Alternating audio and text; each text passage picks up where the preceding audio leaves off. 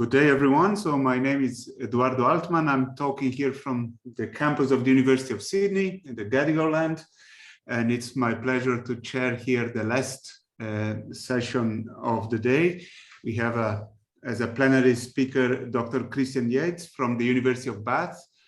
And Christian is called, or Kit, as he's introducing himself also in the name here, is talking from the United Kingdom. It's very early in the morning. Thank you very much for waking up early to talk to us here, making use of our connected world. Kit is a senior lecturer and the co-director of the Center of Mathematical Biology at the University of Bath. He works on different aspects of mathematical biology in many different scales, from cells to locusts, many different methods, mostly stochastic processes. I personally know his work from a long time on collective motion, collective behavior, and it's nice to have you here. Kit is also a very active science communicator, and he has a recent book, The Math of Life and Death. Please check that out, and has also a very active Twitter account, which you are also invited to follow.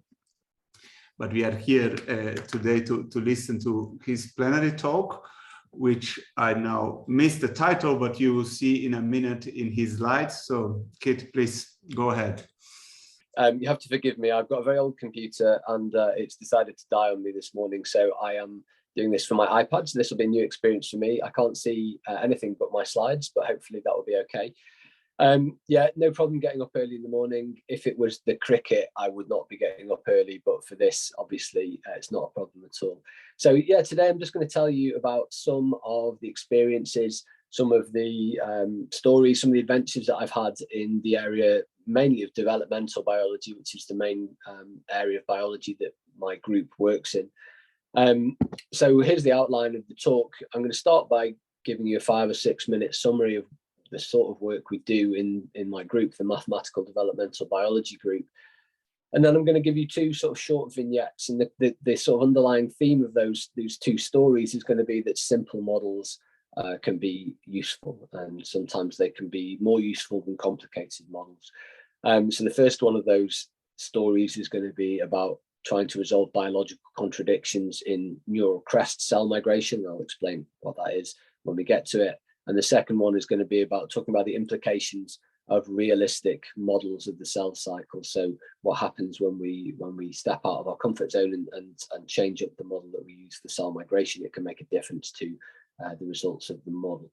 So firstly, or zerothly, this Mathematical Developmental Biology group, we have worked in the past on a broad range of different areas. So we have worked on modeling locust migration in the past, trying to understand how these locusts can use noise to help themselves stay aligned with each other, how cannibalism helps drive the swarm forward, and what we can do to try to disrupt swarms and to stop them causing the devastation that they do. And that's actually been with some collaborators currently based in Australia. We've also been looking at desert nymphs in Australia as well.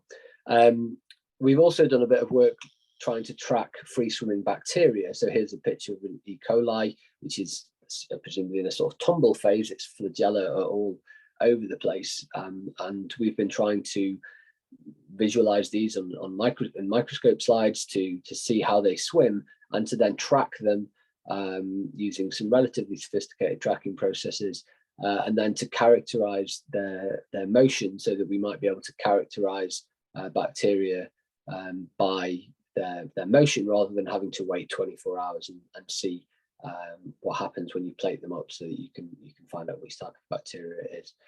We've also done more recently a bit of work on COVID, partly public communication work around COVID. I'm part of this group in the UK called Independent Sage, who provide policy advice free to the government, not that they listen to it. and more purposefully to the general public, to inform the general public. But on the side of that, I've also done a little bit of work on infectious disease epidemiology over the last couple of years, although that's not my primary area. My primary area, as I've mentioned before, is actually developmental biology. So this picture here, this stripy pattern, is actually some work I've been doing with a collaborator, Robert Kelch, in biology and here in Bath, and Jennifer Owen. This was supposed to be a movie, but it doesn't appear to be playing for me, so I'm guessing it probably isn't playing for you either, of how that pattern that I showed you would form. And the nice thing about it is, maybe I'll just skip back to the pattern, is that we can generate these really nice stripy zebrafish pigment patterns, these yellow and gold patterns, using an individual based model where we've characterized all the known biology of zebrafish pigmentation cells, what they do, how they interact with each other, how they proliferate, how they differentiate. And we can get this nice stripy pattern. More than that, though, we can also model what happens when you have pigment cell mutants. So when you have missing cells, or cells doing something different, or a different initial condition, and we can actually capture those in a sensible biological way. So you can say, right, what happens if I don't have these black cells, which are called melanocytes?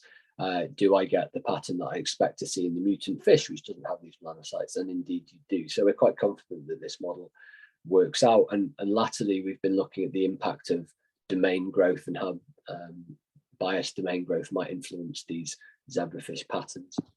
I'm not going to talk about that anymore today.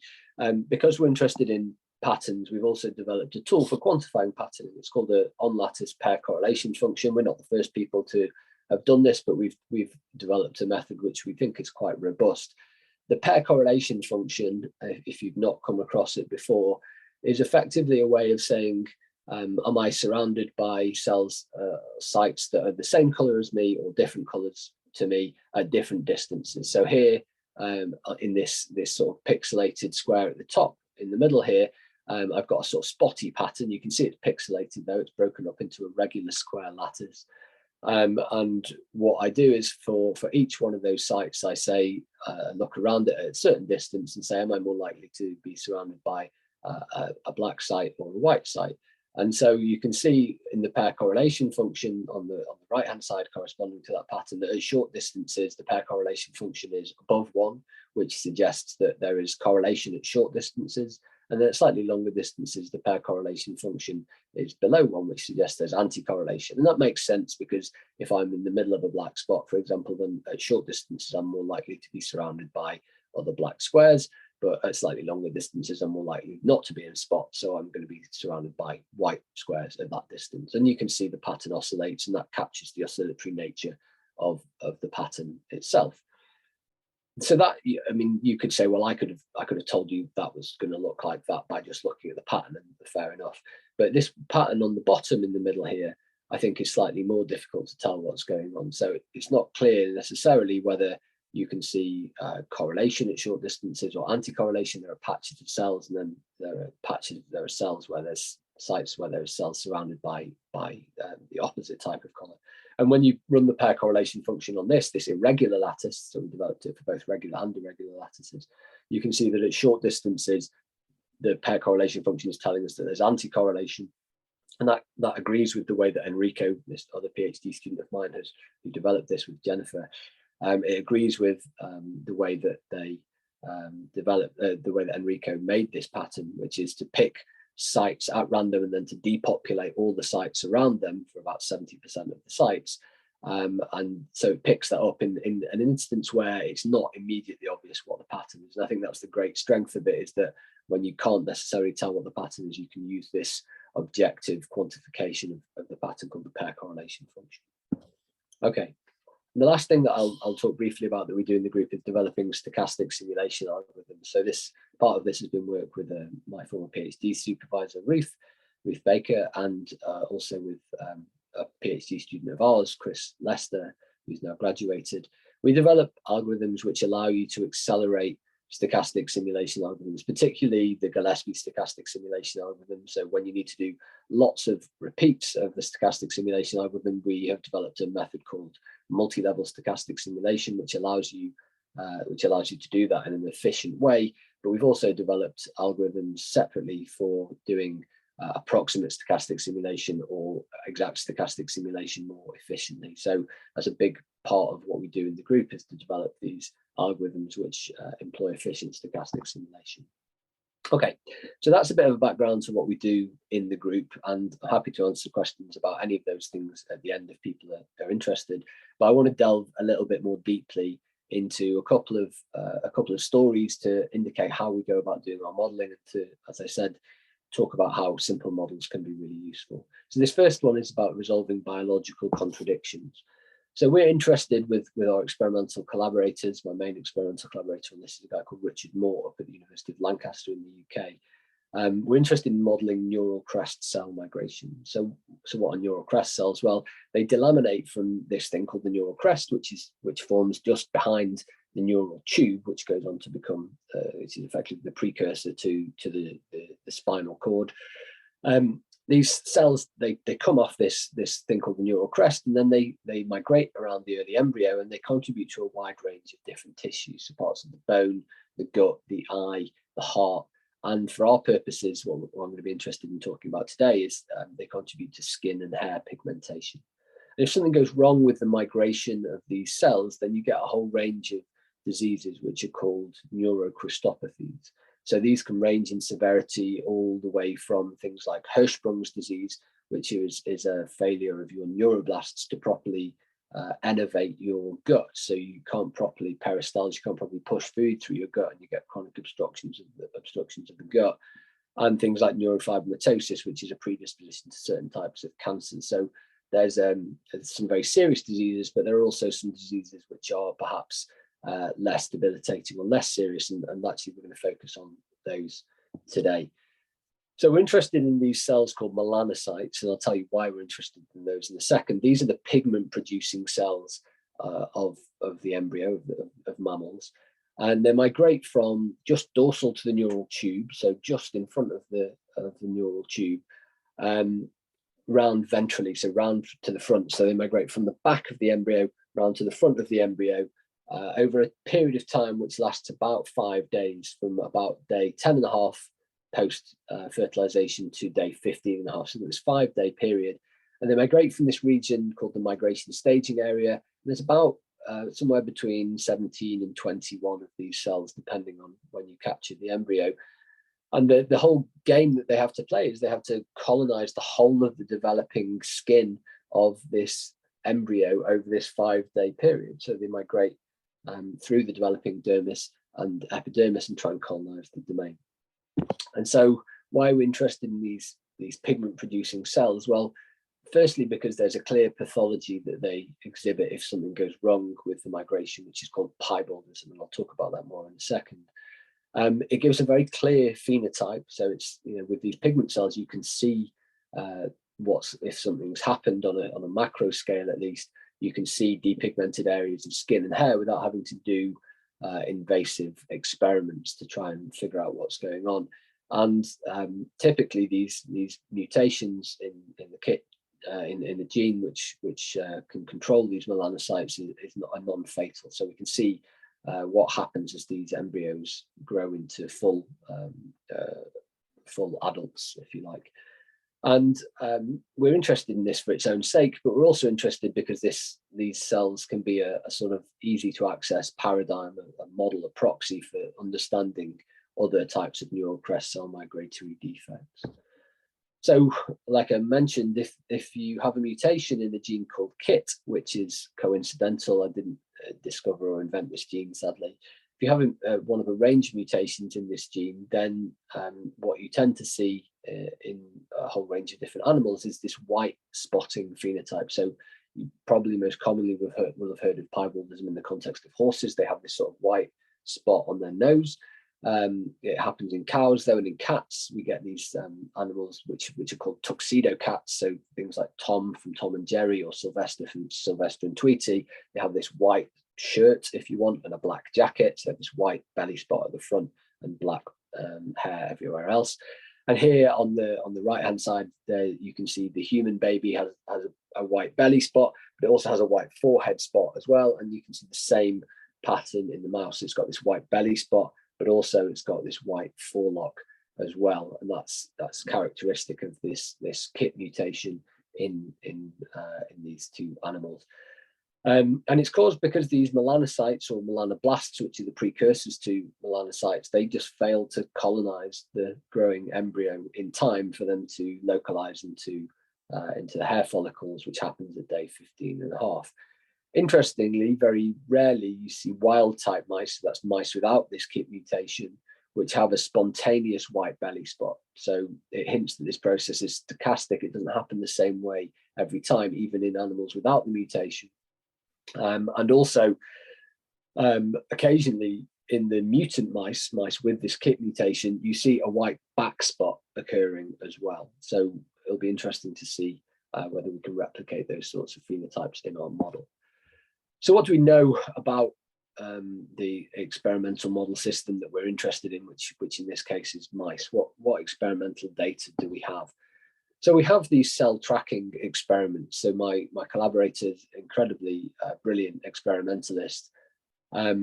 He does these experiments, which I call ex vivo. I think there's probably a better term for them, but it's not in vivo, so it's not in the animal, but it's also not in vitro. It's not on a plate. It's areas of resected skin from an animal which are kept under physiological conditions so that they can be visualized under a microscope. And so you can actually see what the real cells would be doing inside the animal, and you can track the cells. And that's what this sort of time lapse is supposed to indicate, that we can track these cells as time goes on and understand how they are migrating over time. So what data can we get out of that? Well, we find basically that cells move randomly. They are diffusing. So we can characterize this in a number of different ways. Firstly, their spatial distribution is pretty much random. So on the left hand panel here, you can see that pair correlation function that I talked about before, and you can see that it's 1 pretty much all the time, which means that the distribution of those cells is no different to a uniform sort of Poisson spatial distribution of cells. The only difference is where it drops at short distances, and that's just because cells exclude volume. So the centers of cells can't be closer than a certain distance to each other, and that's how we characterize the position of the cells through their centers. And so you do see this drop off at short distances, but most of the time these cells are just purely randomly distributed.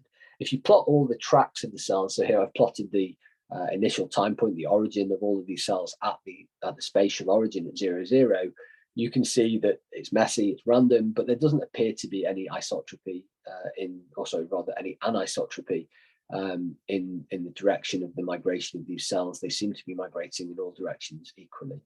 And similarly, if we look at the right-hand panel here, which is the mean squared displacement based on those tracks, you can see that it looks pretty linear, which suggests that these cells are diffusing, and we can characterize the diffusion coefficient from these cells. So cells seem to be moving randomly, which is good news for a simple model.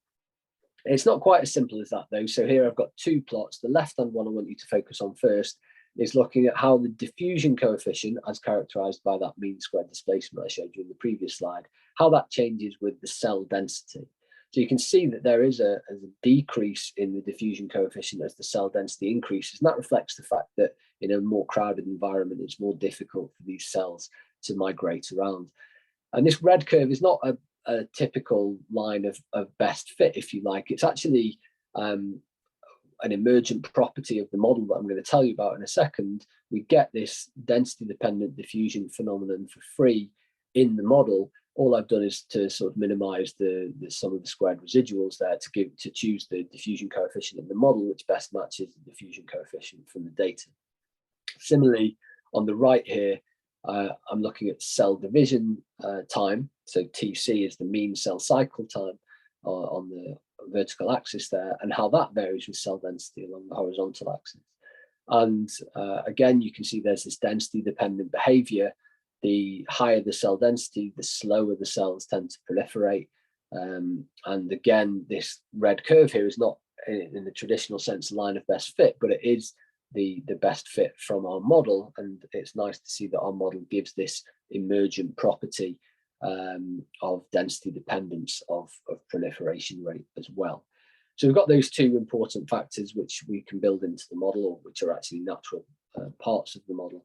And the last thing we need to know is about domain growth. So I didn't mention it before, but over that 5-day time period, the trunk, which is a region we're interested in, so it's between the limbs and from the back to the front of the embryo, the trunk region changes size. So we can look at the width of the trunk, and again, we've got 5 measurements here at day 10.5, day 11.5, 12.5, all the way up to day 15.5, 5 measurements each day, and we've plotted and we've fitted a straight line going through that because it looks pretty linear to us. That's for the width of the trunk, and similar for on the right hand side, the length of the trunk. We have information about how the domain is growing, so we can try to encapsulate that in our model. So that's some of the data that we have, but we also have some, I mentioned that this was about resolving biological contradictions, so I better show you the contradictions that we were trying to resolve. So back in the sort of 60s and 70s, people were doing interesting experiments with mouse embryos. They were taking embryos which produced pigment, which had normal pigment producing cells which produced pigment, and they were combining them with embryos which have normal pigment producing cells, but they just didn't produce pigment. So the normal melanocytes, they proliferate, they migrate in the same way, but they just don't produce pigment. So they make these chimeric mice, which is a technical term for when you just mash 2 embryos together at a very early stage, so that roughly half of the initial cells come from one embryo and half from another. So when they combined these mice, what seemed to be emerging from the literature at least was that they could see these mice which had stripes going from the back to the front. So I don't think I can actually highlight. Oh yeah, okay. That. So you can see these sorts of stripes going from the back to the front of the mouse, and people said that this was evidence of directed dorsiventral, so back to front migration of these cells, so that these cells were actively moving along, and that as they were dropping, as they were going along, they were dropping off their progeny at the back of the embryo. Behind them as they were going along, they were dropping off their progeny as they migrated from the back to the front, causing these stripes to occur. And they took this as evidence of directed dorsiventral migration of this small number of initial progenitor cells that started off in the migration staging area. The problem with that was that there were other experiments that were being done, these were now in the 90s, where people looked at an initial progenitor cell and turned on a marker in one of those cells at a certain time, which allowed you to track that cell and its progeny. And when they did that, the patterns of cells that they saw were not these sort of nice directed lines that you might expect to see from the mice, but actually you saw these rather diffuse clonal patterns. They're rather spread out across the embryo. So there was a seeming contradiction in this idea between the tight stripes that you're seeing in the mice, these very dispersed patterns you were seeing from these individual clonal experiments.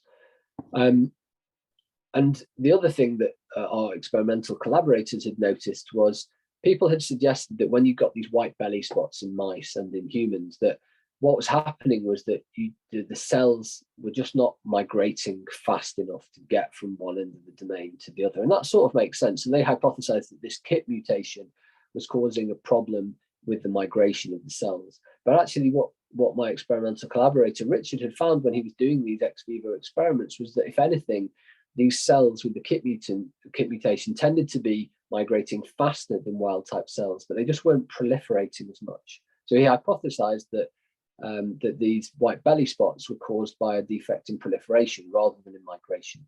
So in total, the sum of the biological evidence we have is that we suggest at least that colonization can be explained by just this really straightforward mechanism which involves diffusion, random migration of the cells, proliferation, and then domain growth. Those 3 factors should be enough to explain the colonization of the domain. And in particular, we suggest that there are no complex cell-cell interactions. So there's no signaling gradients for them to follow. They're not repelling each other than just by bumping into each other. There's sort of steric interactions, if you like, between the cells.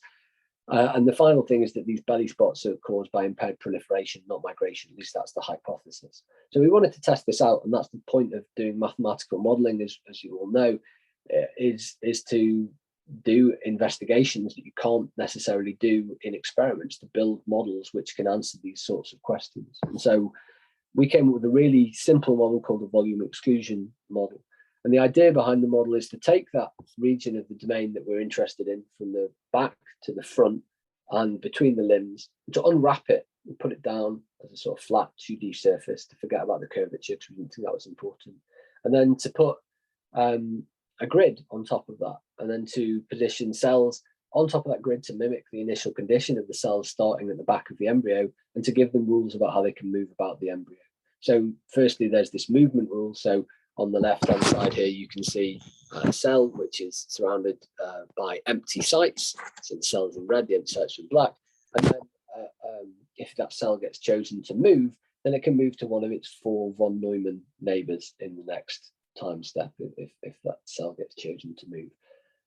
The only caveat to that rule is that if the site that it gets chosen to move to is already occupied, then that movement event is aborted, and that allows us to incorporate that density dependence of migration of diffusion coefficient into the model.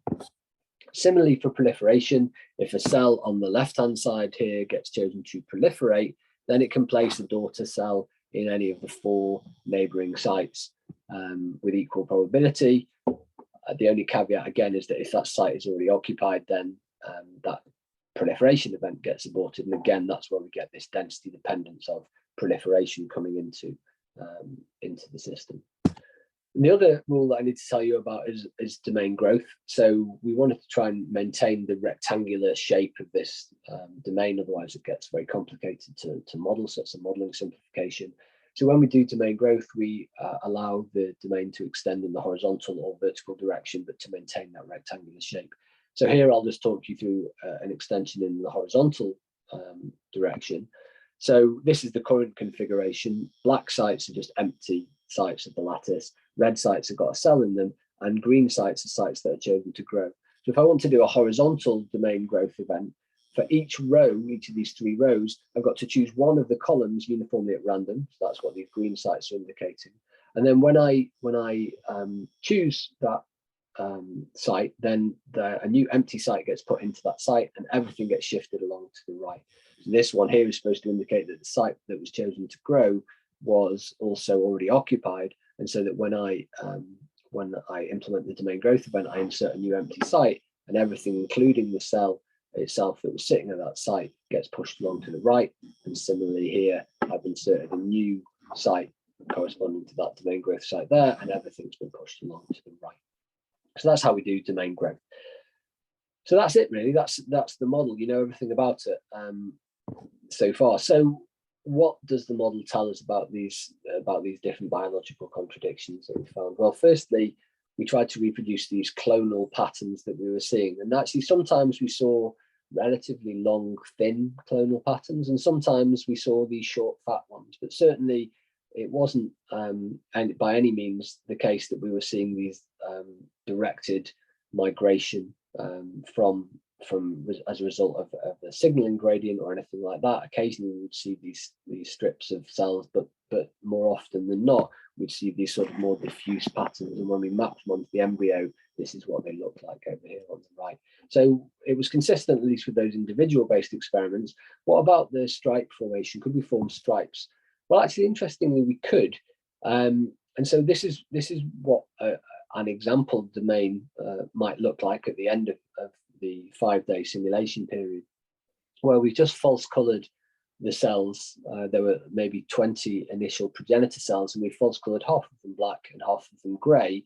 And this was the resulting pattern. You can see it looks like there's a sort of black stripe along the top here and a gray stripe along the bottom. We characterized this using something called a clonal signal. It's not particularly important, but effectively, if you assign all the black cells a value of 1 and all the grey cells a value of -1 along here, and then you add along each row and divide by the number of sites in the row, then you get a number between +1 and -1, depending on the proportion of black or grey cells. And so you can see it's close to -1 here on the left-hand side, and it's close to +1 on the right. So that's indicating the top here, we've got more black cells, and the bottom we've got more grey cells. So we've got this sort of sinusoidal type pattern. It's just characterizing the stripe. So how previously this was explained as directed dorsoventral migration, but we know we don't have that in the model. So how are we getting these stripes? Well, interestingly, the great thing about the model is that you can false color the cells, not just 2 colors, but as many colors as you have of initial cells. So I said we started with about 20 cells, so we can false color a cell and all its progeny with a single color. And when you do that, interestingly, you see that this black stripe is not made up of all cells of one type. It's actually made up of some orange cells here and some pink and purple and some lilac cells over here. And similarly, the gray stripe is made of green cells and yellow and some orange and some purple over here as well.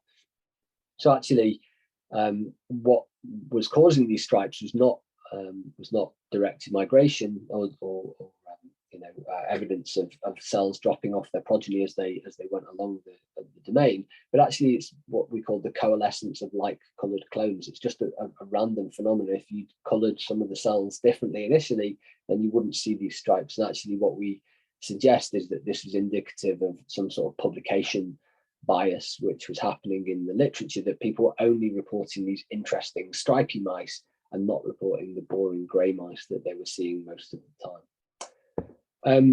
The last thing that we wanted to investigate with this model was how sensitive it was to changes in proliferation time versus changes in the migration rate of these cells, because we suggested that actually these white belly spots were a result of not being able to produce enough cells, that it was a defect in proliferation rather than migration. So I'm going to show you 4 plots, which are going to actually now be from dorsal to ventral to dorsal, so back to front to back. And I'm going to show you how the colonization of the domain changes depending on the mean cell cycle time. In the first image, we've got the wild type cell cycle time, which is 8 hours, and you can see that we get decent colonization of the domain. The color is pretty much uniform when we have this minimum cell cycle time. The fastest it can go is reproducing every 8 hours. When we increase that by an hour, then we start to see these white belly spots forming in the middle and the front of the embryo. Not all the time, but sometimes, and this is an example of that. And when we increase that more, then we start to see these belly spots being more consistently occurring, and so on, until eventually at 11 hours we see not just belly spots, but occasionally we also see these white back spots that I mentioned you see in the mutations and the mutants sometimes as well. So certainly the model is very sensitive to the proliferation in the model,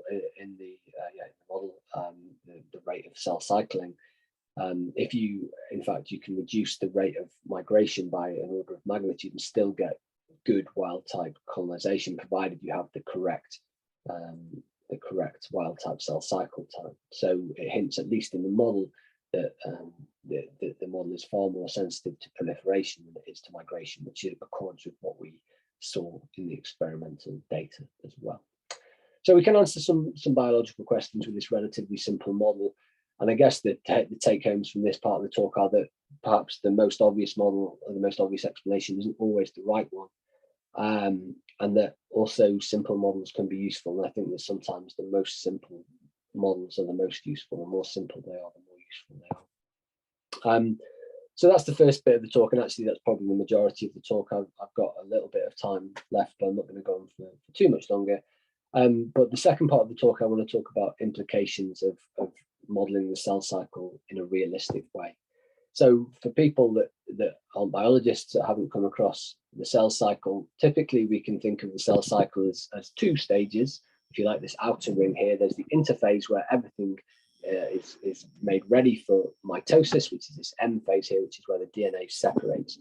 And then you get at the end this cytokinesis, where the cell divides into 2 daughter cells, which are genetically identical typically. You can further break this down into this interphase down into 3 different stages, G1, S, and G2, as well as this M phase, as well as mitosis phase. So S phase is the synthesis phase. This is where DNA is synthesized. And these G1 and G2 phases are called gap phases. And they basically just make sure that everything is ready for synthesis, for DNA synthesis here. And the second one makes sure that everything is ready for mitosis, where the DNA separates. So that's the sort of idea of the cell cycle. I guess the main point I want to emphasize is that It takes time for the cell to get through the cell cycle. There are lots of things it has to do. So that's reflected when you look at the cell cycle distribution times. Unfortunately, we like to use an algorithm for simulating many stochastic processes. We quite lazily reach this thing called the Gillespie algorithm, which uses or assumes exponentially distributed waiting times between reaction events. And what I'm going to propose is that this algorithm, or at least using exponentially distributed waiting times for the cell cycle, is not appropriate. Okay, don't worry too much about the details of the Gillespie algorithm. That's just sort of the show there. So this is what a typical cell cycle time distribution looks like. This is data from my collaborator Richard, same collaborator as before, on 3T3 fibroblast cells. And you can see that actually the most likely time to divide is not immediately after the cell is just divided. It's actually up here. And if you try to fit an exponential distribution to that, then you get a really bad fit, because the exponential distribution says the most likely time for the next reaction event to occur, for the next cell cycle, cell division event to happen, is immediately after the cell is just divided. And having talked about the cell cycle, we know that that's not the case. In fact, we get these sort of typically unimodal distributions, which look like this. So how I cherry picked that data set, well, no, this is from a paper by Andrei Golubev from 2016, where he's gone through and painstakingly characterized cell cycle distributions from 72 different experimental data sets, just 9 of which are shown here. And they all look roughly similar. There is some lag before these cells can start to proliferate typically, and he's fitted a variety of different curves to that here. So what's been done before on trying to change the distribution, the distribution of the cell cycle times? Well, the most basic thing is you just use Gillespie algorithm because you're feeling lazy and you know how to do that, and you assume exponentially distributed cell cycle times. But I'm going to argue that that isn't a good way to model the cell cycle. Back in 1973, Smith and Martin came up with something called the delayed exponential distribution. So to account for this fact that cells couldn't proliferate immediately, they had a deterministic waiting time, and then tagged onto that an exponential distribution. So they maintained the randomness, but they had this period where the cells couldn't proliferate. And that doesn't do a wonderful job, but it at least captures this idea that the most likely time for a cell to divide is not immediately after it's divided. Back in 2014, Weber et al. Came up with a model which is called a delayed hypoexponential distribution. So it's 3 of these delayed exponential distributions from Smith and Martin tagged back to back to ostensibly to mimic the G1S and the combined G2M phase of the cell cycle. And that does a really good job of fitting cell cycle data. The problem is, of course, that it has 6 parameters, and so you would expect it to do a really good job with that many parameters. And then the last thing that Golubev suggested in 2016 was that you could use either a gamma distribution, an exponentially modified gamma distribution, or an exponentially modified Gaussian distribution. So these are 2, 3, and 3 parameter distributions respectively, but they actually do a decent job of fitting all of those 72 cell cycle distributions that he had characterized. So what can we do, given that we might want to stick to being lazy and using the Gillespie algorithm? Well, what we can do instead is to develop what's called a multi-stage model of the cell cycle. So we can break the cell cycle down into multiple exponentially distributed stages. So you go from being in stage X1, you can progress to stage X2 with rate lambda 1, and then you can progress to stage X3 with rate lambda 2, and so on, until you get to the last stage, XK, where you can divide into 2 cells back in stage 1 with rate lambda K. So obviously I've just said it's not good to have loads of parameters, and I've just introduced K different parameters to progress through these stages. And actually, if you make all of these parameters the same, just call them lambda, then what you get is this Erlang distribution for the probability density function of progression through the cell cycle. And this Erlang distribution is like an analog of the gamma distribution that Golubev said would do a good job, but with an integer valued shape parameter K. So this is a potential candidate for modeling the cell cycle. If you want to go one step further, then you can let one of those stages be slightly different in rate, and that's called an exponentially modified Erlang, and that was another of the distributions that Golubev said that's the probability density function of it there. And if all the stages have different rates, then that's called a hyper-exponential distribution, but we probably want to avoid that because it's going to be over-parameterized. It's going to be difficult to identify parameters from experimental data in that case. So does this work? Well, yeah, here's the same cell cycle data that I showed you before, but now I've fitted this Erlang distribution, this two-parameter distribution on the left. You can see it does quite a good job now. And on the right, I've fitted this exponentially modified Erlang, and you can see it does an even better job with an extra parameter. So actually, we're capturing what's going on a lot better now. So why does it matter? What can we do with this multi-stage model to try and do some analysis? Well, again, don't worry about the maths on the slide particularly, but what we can do is to write down a master equation, which describes the evolution of the probability of being in a particular state over time. So here, P of x1 to xk, it's just the probability of having x1 cells in stage 1, x2 in stage 2, all the way up to xk cells in stage k at time t. And on the left-hand side, I'm looking at the rate of change of that. How does that change? Well, I could have been in a state where I had one too many cells in stage I and one too few in stage I plus 1. And one of those cells could have progressed in stage I, could have progressed with rate lambda I to being in a stage I to correct this, sorry, to stage I plus 1 to correct this. And that can happen for any of the stages from I equals 1 to k minus 1. The other thing that can happen is that I could have had one too many cells in the last stage and two too few in the first stage, and one of these cells could have divided into 2 with rate lambda k, and that would have got me back into the correct state. And then the other thing that can happen is I could leave this state if I was already in it, so if I already had the correct cell cycle distribution, and I can, by any one of these cells progressing out of that stage, so I sum over the stages from 1 to k.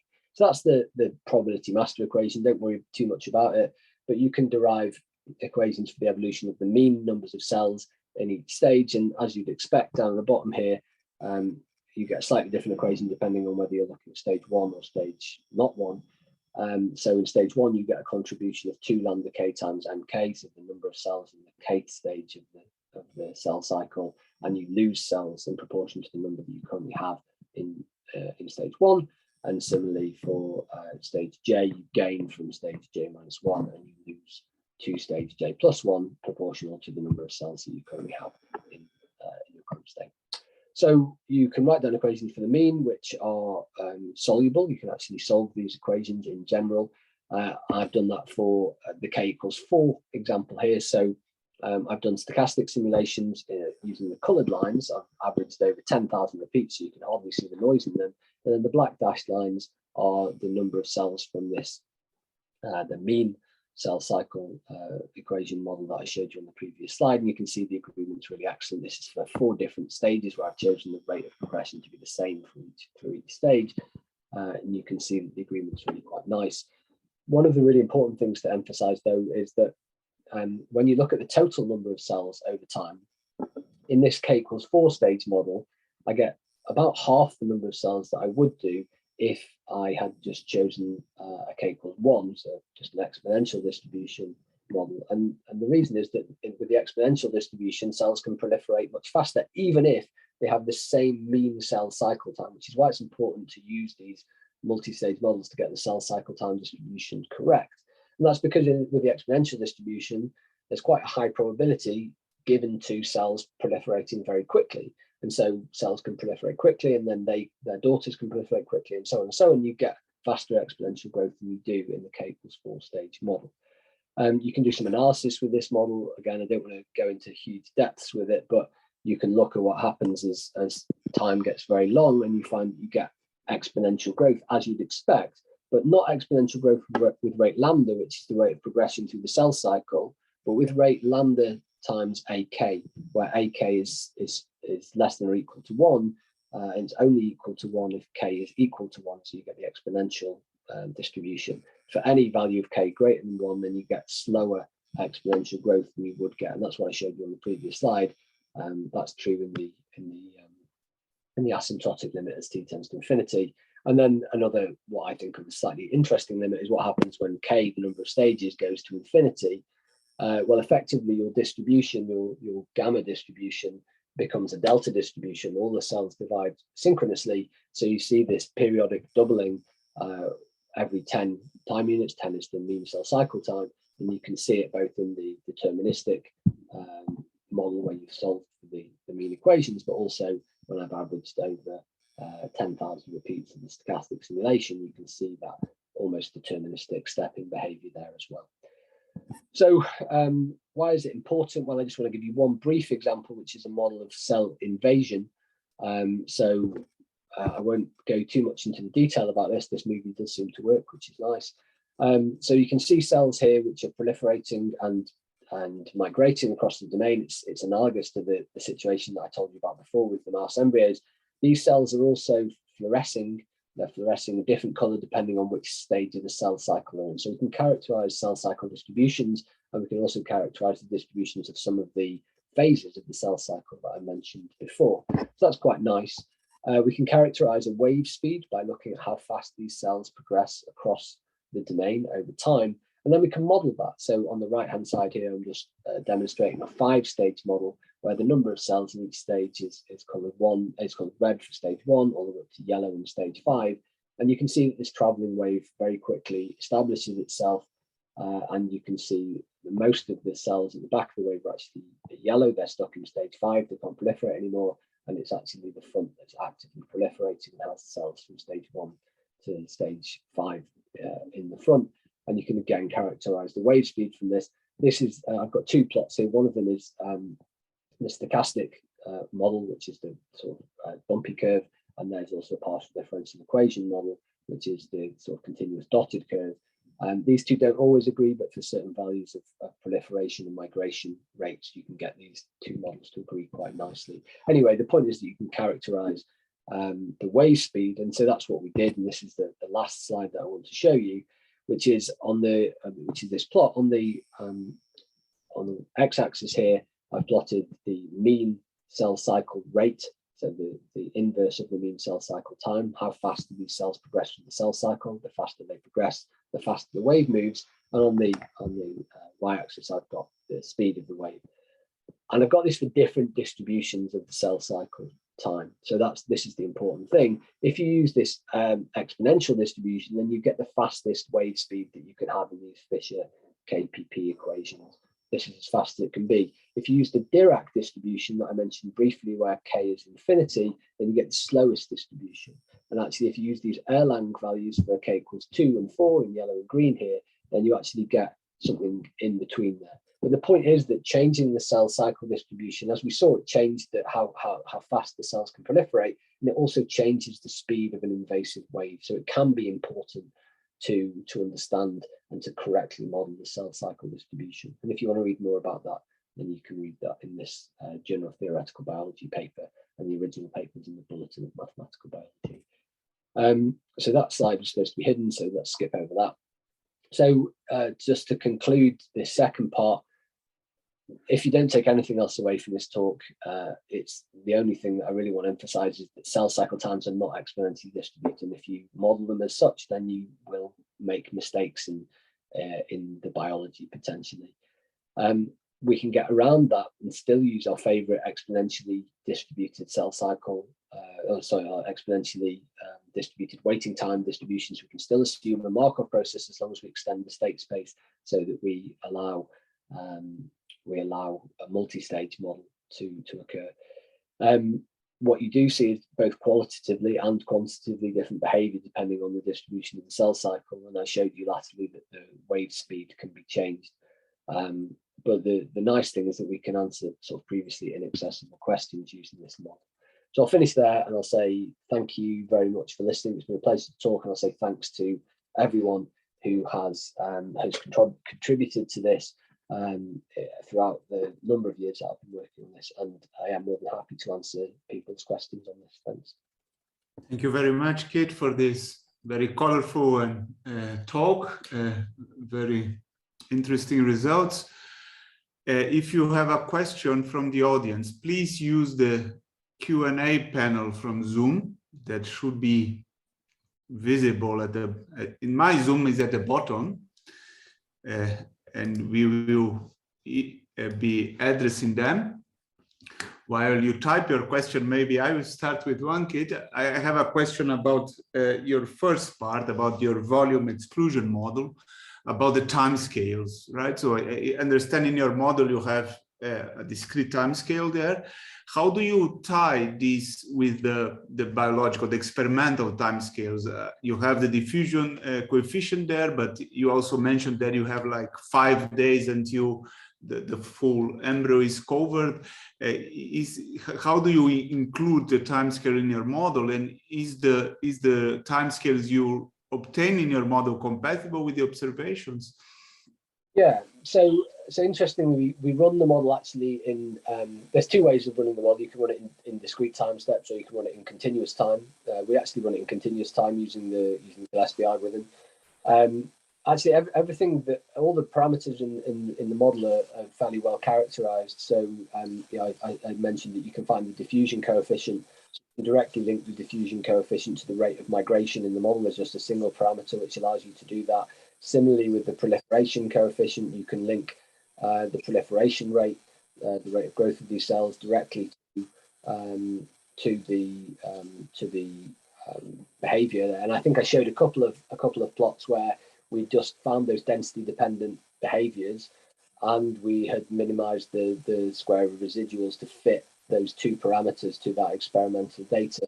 And then, yeah, we simulate over a period of time, which lasts 5 days in experimental time, and see what comes out of the model. So yeah, it's not too complicated. We don't have to make any simplifying assumptions there. We just get those three parameters of the model, and well, we also have the domain growth ones, which I showed as well. We get those directly from experimental data. So there's nothing sort of that we have to assume, if you like. Okay, so the update of the neighboring squares in your lattice is essentially then fitted by a single time scale that from the diffusion coefficient. Yeah, exactly. It comes directly from the diffusion coefficient. Same for the proliferation rate. It's just it's all just from this experimental data, and it's just but it is a very simple model, but fortunately it seems to allow us to gain some insights. Yeah. On the same topic, I suspect that the dimension of the volume exclusion process is crucial there, right? So you are doing in 2 dimensions, but in your last video, it seems that there was something going on a 3rd dimension. How good is the 2D approximation? Yeah, it's interesting. I think it's probably quite good.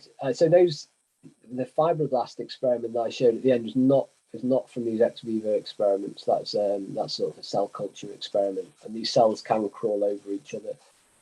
In the embryo, we don't see that so much. They tend to be restricted to the plane, but of course they can pass around each other, which is, even in high density environments. In the volume exclusion process model, you've got 2 cells. They just can't, if you've got high density, they can't move past each other. But in reality, these cells can squeeze past each other. So actually, that's something we've been working on. We've got a paper which is under review at the moment, which is looking into swapping conditions and allowing those cells to move past each other, and even potentially to crawl over each other if that's what you're interested in doing. But typically in the embryo, they're restricted to either the dermis or the epidermis. They do move up from one to the other at some point during the migration process, but we think the plane approximation is okay.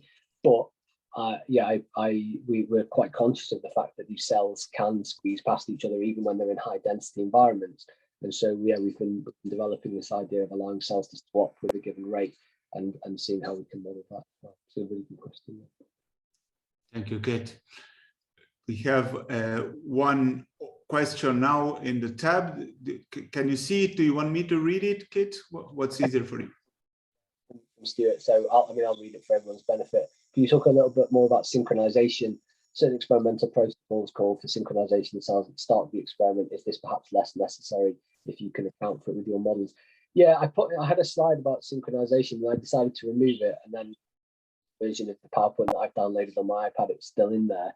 I've been doing a little bit of work with Matt Simpson and collaborators, Nicholas Haas and a PhD student of each of ours, in looking into synchronization of cells, but not from the point of view of trying to synchronize them biologically at the start of an experiment, but Matt was observing in some of these experiments that they were doing that you saw cells in the same stage of the cell cycle more often than you might expect. You were seeing oscillatory behavior of the number of cells in each phase of the cell cycle, whereas you might expect that they would just be uniformly distributed. And so some of the work we've been doing with this multi-stage model is to investigate, is this a real phenomenon, or could it just be a property of the inherent stochasticity of the system? And actually what you can see is when you start with small enough numbers of cells, that you can actually, just the inherent demographic stochasticity, some cells, you'll tend to have more cells in one stage than in another, can give you this oscillatory behavior and actually can maintain that oscillatory behavior over time. So these cells might appear to be synchronized, but actually it's just sort of, it's actually just random in that case. Yeah, so I'm not sure if that completely answers the question, but certainly we've been doing a little bit of work into synchronization of cell populations and whether they appear synchronized or not. Thank you, Kit. There is a second question now by Pascal Bunsley. When you include the domain growth in the discrete model, you chose at random a site along the length in each row. How sensitive are simulations results to this choice? I can imagine there may be spatial correlations for where along the length the substrate growth in the biological system. So this is it's a really good question, and a question which I don't have a very good answer to. We don't have good information on the mice about where this domain growth is occurring. So in that sense, we just assume uniform domain growth, that you get, this spatial, you get this insertion of sites uniformly at random across the domain. In the zebrafish work that we've been doing, interestingly, the patterns that you see are asymmetric. So they're not just stripes of all the same width, all the same places. You actually see asymmetry. And what we've been doing in the zebrafish is to bias domain growth, so to bias it ventrally, so more domain growth at the bottom, and that tends to shift the pattern upwards. And we think, so we've got this paper which is in the final stages of review, we hope final stages at Science Advances, which we think this inhomogeneous or this non-uniform domain growth can explain why we're getting these asymmetric patterns in the zebrafish. It's easy to see in the zebrafish because they have 3 different pigmentation types, so you can actually see this pattern forming. In mouse, it's more difficult to access, but we would like to do some experiments on what happens when you do different sorts of domain growth. So probably some in vitro experiments where we put cells on top of a sort of collagen platform which can be stretched in different ways, and to understand how that can impact the migration and proliferation of these cells. If you increase the domain growth in a particular area, then you break correlations between cells, which means you can proliferate more in those areas. So it will change what's happening. But at the moment in the mouse, we don't really have good enough experimental evidence to deviate from the simplest possible assumption, which is this uniform domain growth. Thank you, Kit. I don't see any other questions, and we are perfectly on time. So thank you very much again, and thank you all for attending this talk, and enjoy the rest of your day.